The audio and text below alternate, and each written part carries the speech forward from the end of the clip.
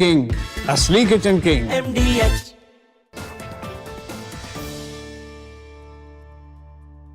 Good evening, नमस्कार। मैं अमित सिंह, आप देख रहे हैं इंडिया न्यूज़ पर इवनिंग प्राइम टाइम बुलेटिन की शुरुआत इस वक्त की बड़ी खबर से करने जा रहे हैं जो टर्की से आ रही है। जी हां, तुर्की में F-16 लड़ाकू विमान क्रैश होने की खबर आ रही है।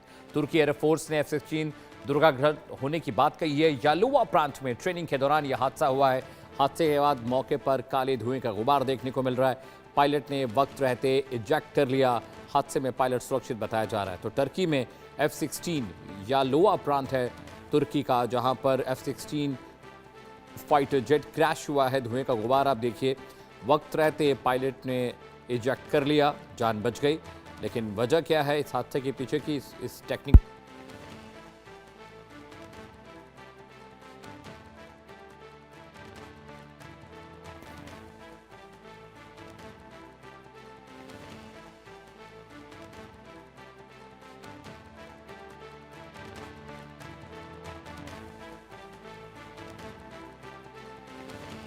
यालुवा प्रांत में ट्रेनिंग के दौरान हादसा हुआ है।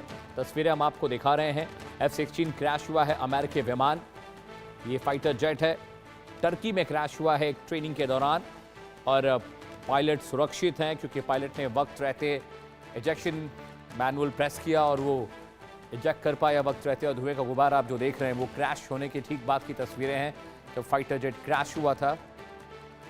और मनन द्विवेदी मेरे साथ जुड़ रहे हैं, विदेशी मामलों के जानकार हैं। मनन सर, F-16 टर्की में क्रैश हुआ है, कहा जा रहा है कि ये ट्रेनिंग के दौरान ऐसा हुआ है, लेकिन वो जो पूरा एरिया है बहुत सेंसिटिव एरिया है सर तुर्की का, जहां पर F-16 क्रैश हुआ। ऐसा तो नहीं ईरानियन ड्रोन्स ने या प्रॉक्सीज ने मार गिराया उसे? आप मुझसे पूछ रहे हैं? जी मनन सर। हाँ, मैं यहाँ पर ये कहना चाहूंगा कि जो क्रैश हुआ है तो इसको ये जो साधारण ट्रेनिंग सा मनोवर रहा होगा और उसके चलते ये क्रैश हुआ है। देखिए, कॉन्स्पिरेसी थ्योरीज तो बहुत सारी होती हैं, जैसे कि हम अभी बात कर रहे हैं कि टर्की की और फिर जापान और रशिया किस तरीके से एक दूसरे के साथ उनका मनमुटाव फिर बढ़ रहा है। तो ऐसे बड़े बड़े वॉरिंग और पॉलिटिकल कॉन्टेक्स्ट में कहीं ना कहीं कॉन्स्पिरेसी थ्योरीज काम देती हैं। और जिस तरीके से ये क्रैश हुआ है तो इसमें एक बात और भी कही जा सकती है कि अमेरिका मेड वेपनरी, क्योंकि ये है America made air combat jet है, तो उसके चलते ये कहा जा सकता है कि ये अमेरिका को बदनाम करने की साजिश है कि अमेरिका से टर्की ने ये वेपन्स लिए, ये एयर कॉम्बैट जेट्स लिए और इस युद्ध के दौरान और ट्रेनिंग के दौरान ही वो फेल हो गए और इस तरीके से ये हादसा हुआ। पर फिर भी हम कह सकते हैं कि अमेरिकन टेक्नोलॉजी बड़ी सेफ होती है और उसके अलावा ये भी है कि अगर वो आपको अपने सोर्स कोड्स दे दें, कीज दे दें, जैसा कि रफाल की डील में बातचीत चल रही है, जैसे कि बड़ी पॉजिटिव बातचीत चल रही है Su-57 रशिया के वेपनरी में, एयर कॉम्बैट एयरक्राफ्ट में, तो मुझे लगता है कि ये कोई कॉन्स्पिरेसी थ्योरी को अगर हम माने तो कुछ हो सकता है। और क्योंकि ये ट्रेनिंग के दौरान ये खत्म हुआ है तो मुझे नहीं लगता कि इस बारे में हमें ज्यादा बात करने की जरूरत है।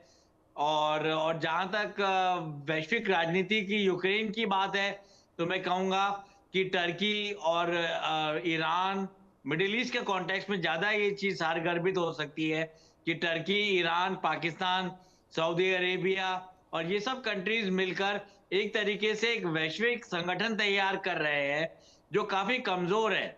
क्योंकि टर्की, जहां तक टर्की की बात है, हमें ये देखना चाहिए कि भारत के संदर्भ में जब कभी भी कश्मीर की बात हुई या नॉन प्रोलिफरेशन और डिसआर्मामेंट की बात हुई और या फिर इस्लामिक बॉम्ब की बात हुई जो पाकिस्तान के पास सिर्फ है, न्यूक्लियर बॉम्ब सिर्फ पाकिस्तान के पास है, तो सारे कंट्रीज, इस्लामिक कंट्रीज को छोड़ दें तो कहीं ना कहीं इराक और टर्की और भारत के बीच में भी वो सामंजस्य स्थापित नहीं हो पाया जो कि एक एडवांस डेमोक्रेसी और एक एडवांस टेक्नोलॉजिकली इंपार्टेड कंट्री के तौर पर भारत और टर्की के बीच में हो सकता था।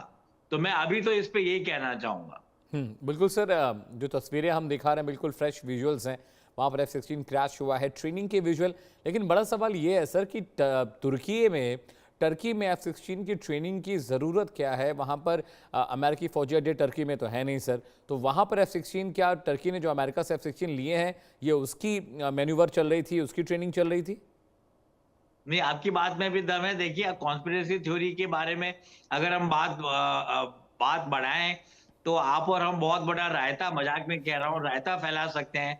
तो उसमें ये है कि देखिए, ट्रेनिंग हो रही होगी, इसमें कोई गलत बात नहीं है। उसके अलावा वॉर गेम्स होते हैं, किसी भी युद्ध से पहले कुछ वॉर गेम्स होते हैं, और किसी भी बॉम्बिंग रेड से पहले, कैंपेन से पहले ट्रेनिंग वापस रीट्रेन किया जाता है फ्लाइंग ऑफिसर्स को। तो ऐसा कुछ मुझे लगता है वहां पर हो रहा होगा, जिसके दौरान ये दुर्घटना हुई। मैं यहां पर ये कहना चाहूंगा। बिल्कुल सर, आप साथ रहिएगा, अगली खबर पर जा रहे हैं, फिर मैं आपके पास आऊंगा। ईरान से बड़ी खबर है, ईरान के जास्क में धमाके की